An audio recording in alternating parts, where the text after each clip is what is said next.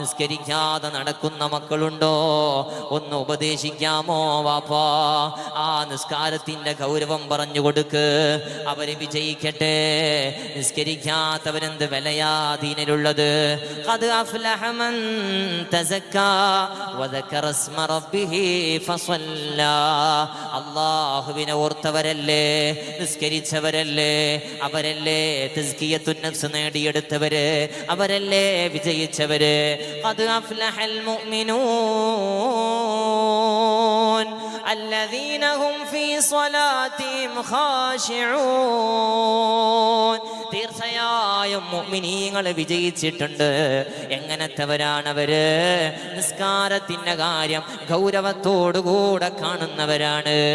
ദീനിന്റെ തൂണിൽ പെട്ടതാ നിസ്കാരം. ഈമാൻ കഴിഞ്ഞാൽ പിന്നിതാ വിസ്താരം.